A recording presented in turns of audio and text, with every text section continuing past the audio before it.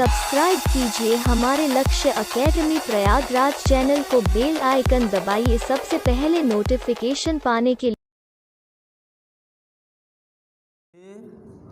अरे आहो हो ही गया, इतना ही बहुत है।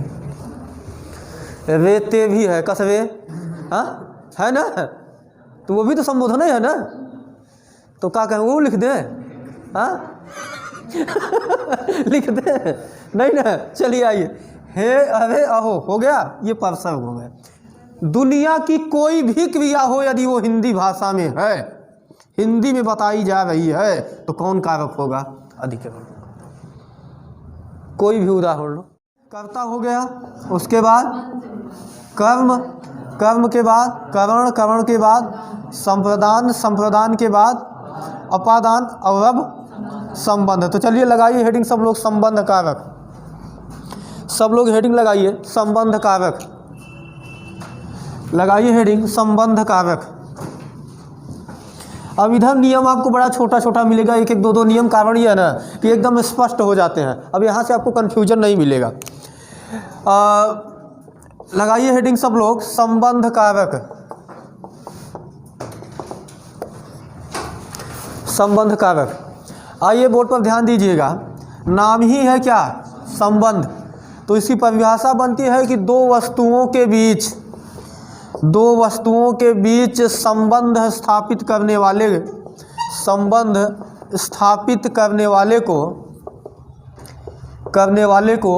कारक कहा जाता है। क्या? संबंध कारक कहा जाता है, संबंध कारक कहा जाता है। यहाँ पर थोड़ा सा एक चीज़ है आपको जो न पता हो सकता है कि संबंध स्थापित हो गया किसके किसके बीच? दो वस्तुओं के बीच। जैसे मैं एक उदाहरण आपको लूँ, आपके सामने रखूँ कि एक उदाहरण ये है कि रामचंद्र के पिता दशरथ थे। क्या था? रामचंद्र के पिता कौन थे? दशरथ थे। तो यहाँ पर रामचंद्र और उसके बाद पिता दशरथ के बीच जो संबंध स्थापित कर रहा है वो कौन है? के। कौन संबंध स्थापित कर रहा है? के। इसलिए यहाँ पर कौन सा कारक है? संबंध कारक है। और आपको बताया गया है कि संबंध कारक का जो परसर्ग होता है वो होता है का, के, की और रा, रे, री। यहाँ पर थोड़ा सा जैसे हम कह दें यह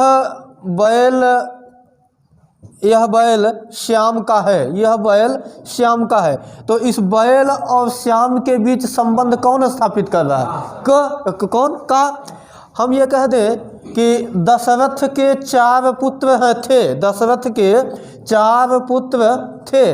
अब इन 4 पुत्रों और दशरथ के बीच संबंध कौन स्थापित कर रहा है? के स्थापित कर रहा है। तो इसका मतलब तो आपको ये इतना क्लियर हो गया होगा कि का, के, की का प्रयोग कहाँ होता है? का, के, की का प्रयोग दो वस्तुओं के बीच संबंध स्थापित करने के लिए होता है। लेकिन सवाल इसका है, कौन कौन पता है कि इसको इनका संबंध कहाँ है? कौन बताएगा? 1 2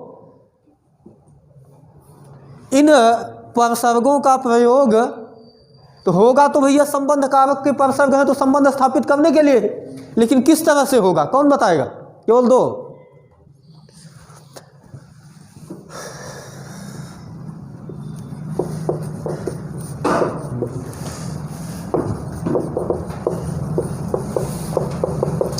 अब आप बताओ क्या आ गया? यही है, मेरा, मेरे, मेरा, मेरे, मेरी, तुम्हारा, तुम्हारे, तुम्हारे। तो ये शब्द, ये मेरी पुस्तक यानी कि जो इसके बीच है, मैं हूँ और मेरी पुस्तक के बीच संबंध कौन स्थापित कर रहा है? री स्थापित कर रहा है। बात समझ आ गई ना? हाँ, तुम्हारी पुस्तक खो गई, तुम्हारी पुस्तक खो गई।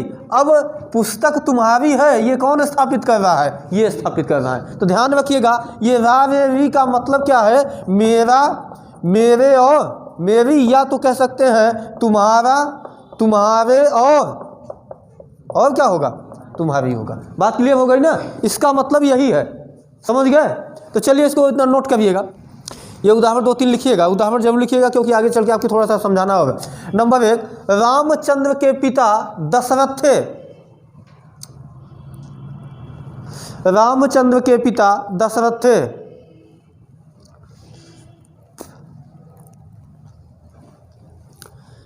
दशरथ के 4 पुत्र थे। दशरथ के 4 पुत्र थे। दशरथ के 4 पुत्र थे। मेरी पुस्तक खो गई। मेरी पुस्तक खो गई।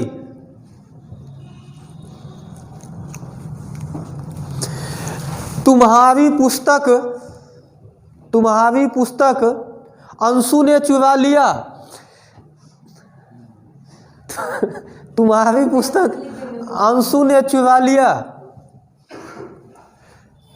अब आइए एक उदाहरण और लिखिए, थोड़ा सा जगह छोड़ के अलग से लिखिएगा। सीता ने धोबी को कपड़े दिए। सीता ने धोबी को कपड़े दिए। या थोड़ा सा इसमें एक शब्द और बढ़ाना चाहिए तो बढ़ा लेना चाहिए था, बढ़ा सकते हैं। सीता ने धोबी को कपड़े धुलने के लिए दिए।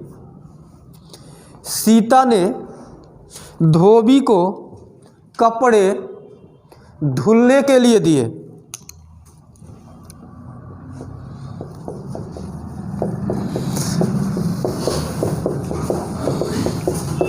आइए अब यहाँ से थोड़ा सा यही इसमें कन्फ्यूजन होगा जो अभी हमने कहा।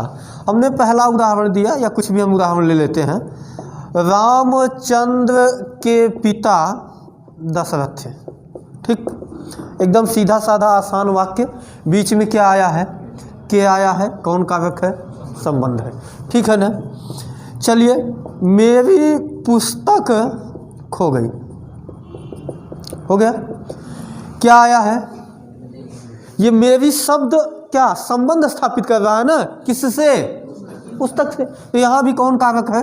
संबंध का, हो गया। लेकिन मैं एक तीसरा वाक्य बोला कि सीता ने धोबी को कपड़े धुलने के लिए दिया। वैसे धुलना शब्द न भी लगाते तब भी तो ये बात क्लियर थी कि धोबी को कपड़ा काहे लिए दिया गया होगा? धुलने के लिए ही दिया होगा ना। ऐसा तो नहीं है कि दान दे दिए, नहीं हुआ होगा। लेकिन फिर अब आप लोग बताइएगा, किस कारक में हम एक नियम बताए थे? यदि कोई वस्तु किसी को सदा के लिए दी जाए, सदा के लिए दी जाए, तो वहाँ कौन सा कारक होता है? कन्फर्म है सब? का शिवाकांत? कौन सा कारक होगा वहाँ? संप्रदान कारक। जैसे हमने कहा था उस समय, उदाहरण शायद मैं यही लिया रहूँगा कि राजा ने नहीं, क्या बोला था? भिखारी को दान देना। नहीं, मैं उदाहरण क्या लिया? उदाहरण बताइएगा, उदाहरण वही सेम उदाहरण दीजिएगा। हाँ, राम ने भिखारी को क्या दिया था? भिखारी को पैसे दिए थे। ठीक है। अब यदि राम ने भिखारी को पैसे दिया है तो भैया पैसे क्या दे दिया है? सदा के लिए दे दिया है ना, वापस तो नहीं लेगा ना। यही बात बताई गई थी। लेकिन अब यहाँ कह रहा है कि सीता ने धोबी को कपड़े धुलने के लिए दिए। इसका मतलब है कि धोबी को जो कपड़ा दिया गया वो सदा के लिए नहीं दिया गया, नहीं दिया गया। तो फिर इसमें कौन सा कारक? केवल को आ जाने से आपने कह दिया संबंध है। को तो कर्म का भी परसर्ग है, संप्रदान का भी परसर्ग है, लेकिन संबंध का परसर्ग है का को? वो इसलिए है क्योंकि अब यही तो मैंने कहा कि एक नियम आएगा। नियम जानने से पहले थोड़ा सा दिमाग लगाइए कि सीता का कपड़े से संबंध है ना, और वो संबंध बना रहेगा कब तक? जब तक धोबिया धोके देगा नहीं। बात समझ में आ गई ना? तो सीता का कपड़े से संबंध है या कपड़े का संबंध सीता से है? धोबी का संबंध कपड़े से नहीं है, कपड़े का संबंध धोबी से नहीं है। इसलिए हम कह सकते हैं कि यहाँ कौन सा समकारक है? यहाँ पर संबंध कारक है। बात समझ में आ गई ना? भैया मैं 5 मिनट में फ़ोन कर रहा हूँ, समझ गए ना? तो चलिए नोट करिए, उदाहरण नोट कर लिए है। सीता ने धोबी को कपड़े धुलने के लिए दिए, लिख लिए हैं। अब नोट लगा के एक नियम लिखिएगा। नोट लगा के एक नियम लिखिए लिखिएगा धोबी, धोबी, मोची, मोची, मिस्त्री, मिस्त्री, सुधारक, सुधारक, सुधारक मतलब मरम्मत करने वाला ना, दर्जी, दर्जी।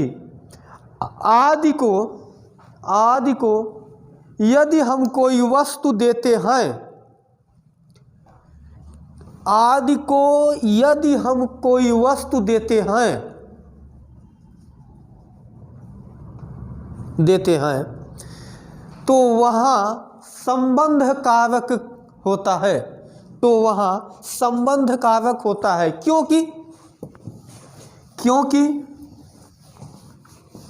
क्योंकि इनको दी गई वस्तुएं, इनको दी जाने वाली वस्तुएं, इनको दी जाने वाली वस्तुएं सदा के लिए नहीं दी जाती हैं, इनको दी जाने वाली वस्तुएं सदा के लिए नहीं दी जाती हैं। अर्थात अर्थात देने वाले एवं वस्तु के बीच, अर्थात देने वाले एवं वस्तु के बीच, एवं वस्तु के बीच संबंध बना रहता है, संबंध बना रहता है, संबंध बना रहता है। इसलिए यहाँ संबंध कारक होता है, इसलिए यहाँ संबंध कारक होता है, इसलिए यहाँ संबंध कारक होता है। बस यही एक ठो नियम अपवाद स्वरूप याद कर लीजिएगा। वो इसलिए क्योंकि का, के, की या रा, वे, भी ऐसे शब्द हैं जिनसे स्पष्ट होता है कि ये क्या स्थापित करते हैं, संबंध स्थापित करते हैं। बात क्लियर है ना। लेकिन मैंने यही कहा कि सीता ने धोबी को क्या दिया, कपड़े दिए, बस इतना लिखते हैं, कपड़े दिए। अब यहाँ पर को आया है और को परसर्ग आप जानते हैं कि संबंध कारक का नहीं है, फिर भी इस वाक्य में कौन सा कारक है, संबंध कारक है।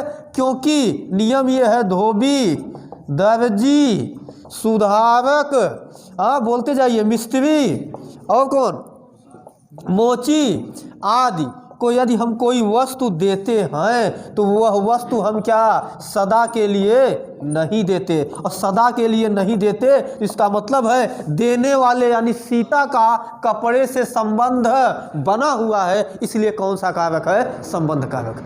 समझ पाए ना। कब लेंगे अब, तो 2-3 उदाहरण अपने से लिख लीजिएगा कि बोल दूं मैं, चलिए बोल दे हम ना। श्याम ने दर्जी को कपड़े दिए, श्याम ने दर्जी को कपड़े दिए, श्याम ने दर्जी को कपड़े दिए। कौन सा कारक, संबंध कारक। हो गया, बात क्लियर रहेगी ना। बस कुछ नहीं याद करना, एक तो ये आपको क्लियर है ही है क्या, काके की। अगर हम कहें राम का भाई श्याम, राम का भाई श्याम, तो भैया ये जो का आया है ये क्या स्थापित कर रहा है, संबंध स्थापित कर रहा है राम और उसके भाई श्याम के बीच। हम कह दें, केवल कह दें मेरी पुस्तक, या हम कह दें मेरा मार्कर। अब ये बताइए, ये शब्द अपने आप में क्या है, संबंध स्थापित कर रहे हैं ना। बात क्लियर है। लेकिन थोड़ा सा दिक्कत यहाँ पर होगी, क्योंकि यदि आपसे ऐसे सेंटेंस दे के पूछ लिया क्या कि राम ने, सीता ने धोबी को कपड़े दिए, तो आप फिर कहोगे या तो कर्म कारक है या तो संप्रदान है। लेकिन संप्रदान वही होगा जब कोई वस्तु किसी के लिए को सदा के लिए दी जाती है और सदा के लिए नहीं दी गई है, तो कौन सा कारक होगा, संबंध कारक होगा। क्यों होगा, क्योंकि भैया लेंगे ना, तो लेंगे तो इसका मतलब उस वस्तु से और देने वाले के बीच संबंध बना है। हो गई बात। चलिए अगला लगाइए हेडिंग, अधिकरण कारक।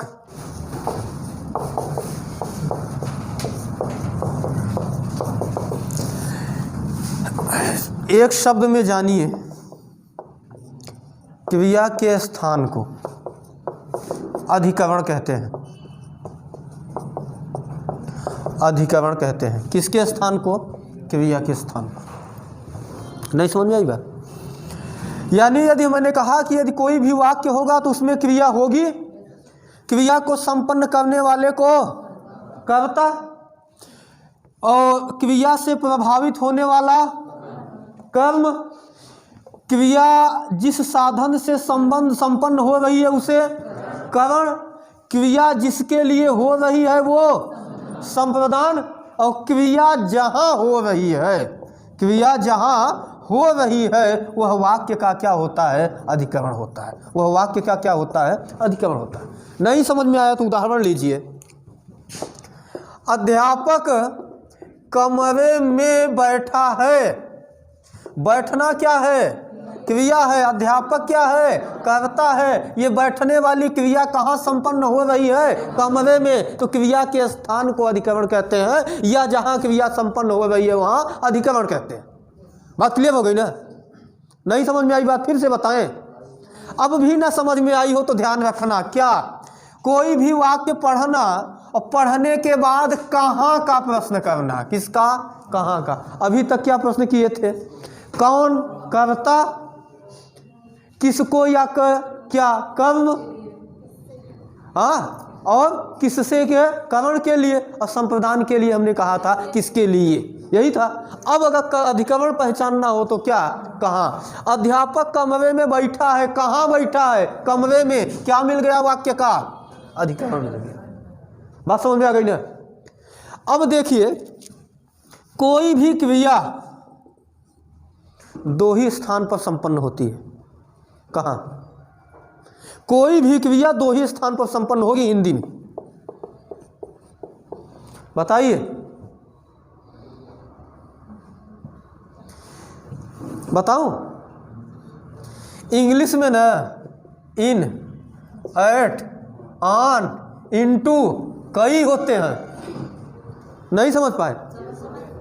हिंदी में दो ये होते हैं। हाँ, या तो कोई क्रिया में होगी या तो कोई क्रिया पर होगी। बात क्लियर हो गई ना?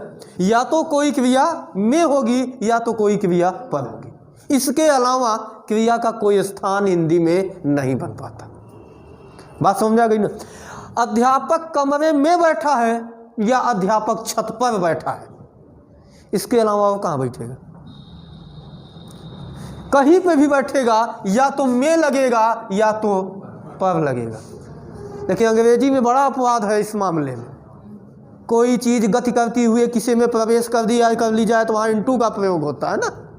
हाँ, अर्ट विलेज, ऑन विलेज, पता नहीं का लगता है। यहाँ हिंदी आसान है, बस दो ही का, में और पर। दुनिया की कोई भी क्रिया हो यदि वो हिंदी भाषा में है, हिंदी में बताई जा रही है, तो कौन कारक होगा? अधिकरण। कोई भी उदाहरण लो, आप क्या कहोगे? एरोप्लेन आसमान में उड़ रहा है, हो गया। और बोलो, सोचो, कुछ नहीं होगा, केवल में और पर। मेज पर पुस्तक है तो पर आ गया ना। बात समझ पाए ना? या में या पर? समझ में आ गई बात? हाँ, पै का मतलब है यही शब्द हुआ, इस पे, उस पे, ठीक है ना? हाँ, इस पे रखा है, उस पे रखा है, इस समय रखा है, उस समय रखा है, वही तो हो गया ना। तो नोट कर लो, इसमें कुछ नहीं है। जैसे लिख लीजिए अपने से उदाहरण, हो जाएगा। हाँ, सर पर टोपी है कि सर में टोपी है? हाँ, सर पर टोपी है ना। टोपी में सर है, भी सही है। हाँ, गलत है का? नहीं। लिखो लिखो, जल्दी लिख लो, अपने से 4-5 उदाहरण लिखो। लिख लिए हैं? चलिए आगे। और आगे क्या हो? लास्ट संबोधन। तो पानी में जहाज गई ना, तो में आया ना कि जहाज में भी पानी जा सकता है, पानी में भी जा सकती है। क्या वो कौन सा जहाज? टाइटैनिक। पहले जहाज में पानी गया, फिर पानी में जहाज गई ना, यही हुआ था ना। अगर पानी ना गया होता तो जहाज न डूबती। अब फिर जहाज के प्रकार गिनाओगे कि पनडुब्बी है, कि ऊपर ऊपर चलने वाली है, कि हवा में उड़ने वाली है। जो पानी में चल रही है तो पनडुब्बी है, तो वो में है। जो पानी पर चल रही है पानी पर है। लेकिन जो भी पानी पर है वो समुद्र में है। ये भी तो देखो, जो पानी पर है वो समुद्र में है, जो पानी पर है वो नदी में है, जो पानी पर है वो गंगा में है। तो कहीं में कहीं पर बात वही है ना। बाल के खाल झूठे नोचते हो यार तुम। संबोधन कारक, एक बात तो ये जानिए, चलिए समझिए, हम बहुत छोटी सी बात है यहाँ पे। इसकी पहचान बड़ी आसान है, जहाँ भी संबोधन होगा वहाँ ये जरूर लगाओ। बात क्लियर है ना। जिस लाइन में यदि संबोधन कारक है तो वहाँ ये लगा होगा। यही देखना, तो मुस्कुरा के टिक लगा देना कौन सा कारक है, संबोधन कारक है। समझ गए। चलिए, संबोधन कारक के जो परसर्ग हैं, हे, अरे, अहो, हो ही गया, इतना ही बहुत है। वे ते भी है, कसवे, हाँ है ना, तो वो भी तो संबोधन है ना। तो क्या कहें, वो लिख दें, हाँ। लेकिन जो मैं बताने की कोशिश कर रहा हूँ उसको थोड़ा ध्यान से समझना। संबोधन कारक के जो भी परसर्ग है ना, वो सब के सब संज्ञा या सर्वनाम के ही रूप हैं। कितने लोग समझ पाए। वह कौन सा कारक है जिसके परसर्ग संज्ञा या सर्वनाम के ही रूप होते हैं, संबोधन कारक। कितने लोग समझ पाए। पहले ही बताओ संजय यादव, संज्ञा किसे कहते हैं। जब यही नहीं पता है तो फिर कैसे जानोगे कि किसका रूप है। चांद को जानोगे तभी तो कहोगे कि मेरी चांद के जैसी है या चांद के ये रूप है। अब चांद ही को नहीं जानोगे तो कैसे रूप बताओगे, होगा ना। संज्ञा किसे कहते हैं नहीं बताया गया है क्लास में। इसी क्लास में हम कई बार बताए हैं। किसी का नाम, इस दुनिया में जो कुछ भी है उसका नाम संज्ञा है। क्या नाम है इस लड़के, इस माटी से बने पुतले का नाम क्या है, विजय है ना। कहा है तुम हीरा सोना चांदी से बने हो, कहाँ से, मटिए से बने हो ना। क्षितिजल पावक गगन समीरा पंचवटी ते अधम सभी। एक दिन मिट्टी से बने हो, मिट्टी में मिल जाओगे। तो काहे लेना हो, कभी चक्कर पड़े हो, मिलना मिट्टी में है। वैसा तो नहीं है ना। जब करना ही मरना ही है तो फिर क्या करना है, जब मरना ही है तो फिर क्या क्या करना है। हाँ, मन रे तन कागज का पुतला, हाँ लागे बूंद बिनस जाए छिन में, तो फिर गर्व करे का इतना, है ना। पढ़े हो ना, शांत रस का प्रयोग है ना। चलिए आइए, किसी का नाम संज्ञा, और मैंने कहा है कि सब का नाम, सब का नाम सर्वनाम। जैसे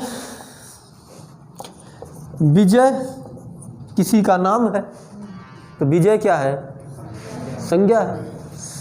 और विजय को हम कह दे तुम, तो तुम केवल विजय का नाम नहीं है, तुम संजय का भी हो सकता है, तुम मंगेश का भी हो सकता है, किसी का भी हो सकता है। तो तुम किसी के लिए भी प्रयोग किया जाए, इसीलिए नाम है सर्वनाम, यानी सबका नाम।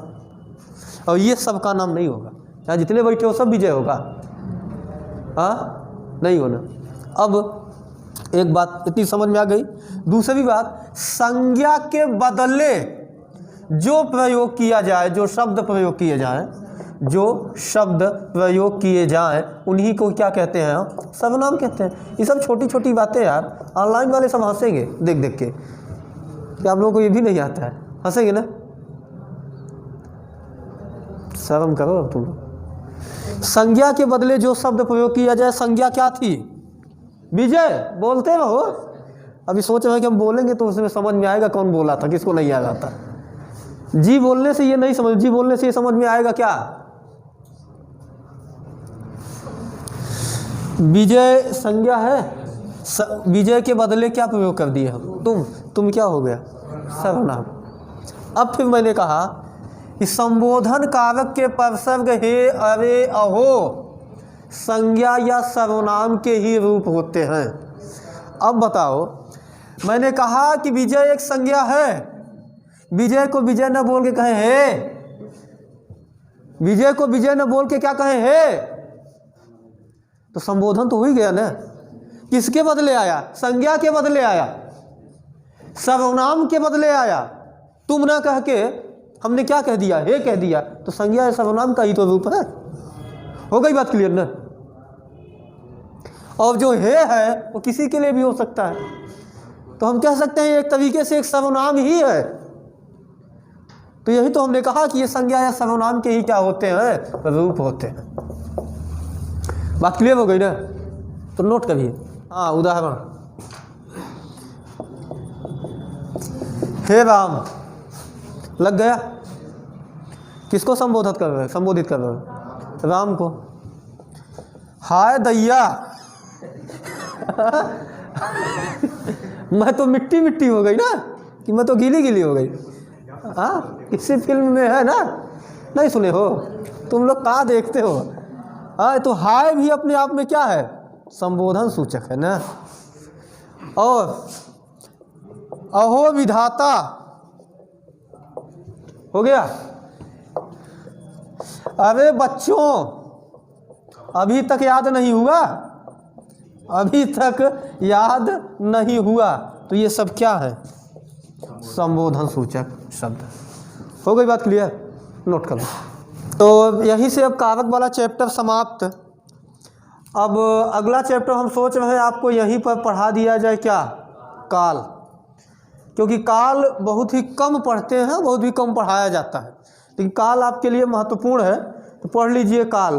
क्योंकि काल पढ़े रहेंगे तभी ना, जब कर्ता कारक को पढ़ा रहे तो काल का प्रयोग हुआ था ना वहाँ पे। हाँ, तो चलिए फिर अगली हेडिंग लगा के छोड़ दीजिएगा, काल, नया चैप्टर, नया चैप्टर। और जितने भी ऑफलाइन पढ़ने वाले लोग हैं और ऑनलाइन पढ़ने वाले लोग हैं, सबका एक कर्तव्य है, दायित्व भी बनता है कि वीडियो को शेयर करो, लाइक करो, कमेंट करो। और एक चीज़ हम ये देखते हैं कि एक तो कमेंट कोई कर दिया ना, वाह सर, जितने लोग आएंगे ना उनके पास शब्द ही नहीं है, सब वाह सब वाह सर। हाँ, कुछ अलग अलग बात है। हम तो ये कहते हैं ना कि आप पढ़ लो, दूसरे को भी भेज दो, उसका भी उद्धार हो जाए, एक बात। दूसरी बात ये है ना, हम ये नहीं कह रहे हैं आप केवल उस पर कमेंट करके प्रशंसा ही करो, कमियां भी बताओ। कमियों को हम लोग क्या करेंगे? सुधार करेंगे। आदमी कमी जानते हो, अच्छाई या करने के लिए, प्रशंसा करने के लिए ना, किसी को जानने और समझने की आवश्यकता नहीं होती है। आप किसी को भी 2 मिनट मिल लीजिए ना, बढ़िया से बोल बतिया लिया ना, तो आप कह सकते हो बहुत बढ़िया आदमी है।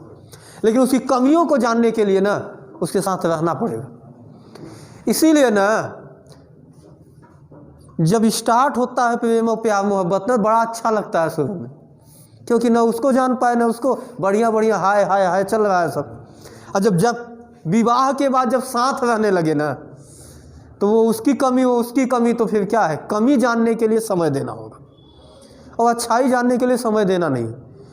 अच्छाई यानी प्रशंसा हम कैसे भी कर सकते हैं, 2 मिनट में कर दिए, लेकिन यदि आप कमियां बताओगे तो हमको कम से कम इस बात का एहसास होगा क्या, कि आपने कम से कम पूरा वीडियो देखा है, उसका अवलोकन किया है, तब आपने जाकर फीडबैक दिया है।